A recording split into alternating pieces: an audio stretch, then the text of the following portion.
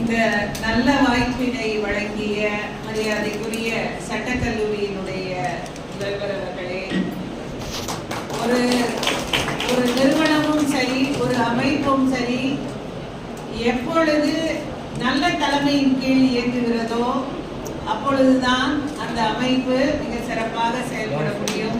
அந்த வகையிலே நம்முடைய மேடம் அவர்கள் இந்த கல்லூரியை மிக சீரும் சிறப்புமாக நல்வழிப்படுத்தி இங்கே சட்டக்கல்லூரியிலே பயின்று கொண்டிருக்கிற மாணவ செல்வங்களை இந்த மாநிலத்தில், இந்த நம் நாட்டில் மிகச்சிறந்த வழக்கறிஞர்களாக ஆக்கக்கூடிய பொறுப்பு உங்களுக்கு இருக்கிறது. அதை நீங்கள் மிக சிறப்பாக உங்களுடைய ஆசிரியர் பெருந்தகைகளோடு செய்வீர்கள் என்ற நம்பிக்கை எங்களுக்கு எழுந்துள்ளது.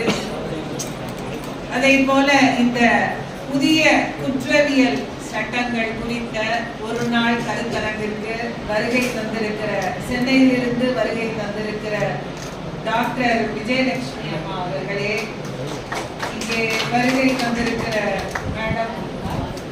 மேடம் பாரதி, ப்ரொஃபசர் பாரதி அவர்களே, மற்றும் மேடையிலே விட்டிருக்கிற ப்ரொஃபசர் சதீஷ் ஐயா அவர்களே, அனைத்து பேராசிரியர் பெருந்தகைகளே, இங்கே கூடியிருக்கிற சட்டக்கல்லூரியினுடைய மாணவ செல்வங்களே, சட்டம் பயில்வது என்பது நீங்கள் எல்லாம் கொடுத்து வைத்திருக்கிறீர்கள். அதாவது சட்டத்தை படிச்சவங்களுக்கு தான் உலகத்துல அவ்வளவு விஷயமும் தெரியும்.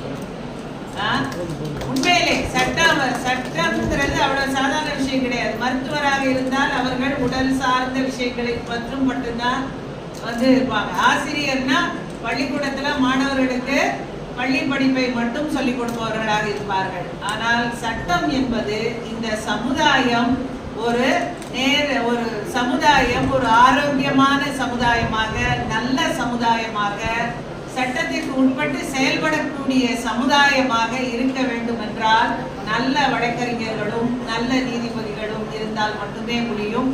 அப்பேற்பட்ட நல்ல வழக்கறிஞர்களையும் நல்ல நீதிபதிகளையும் உருவாக்குகிற இடம்தான் சட்டக்கல்லூரி.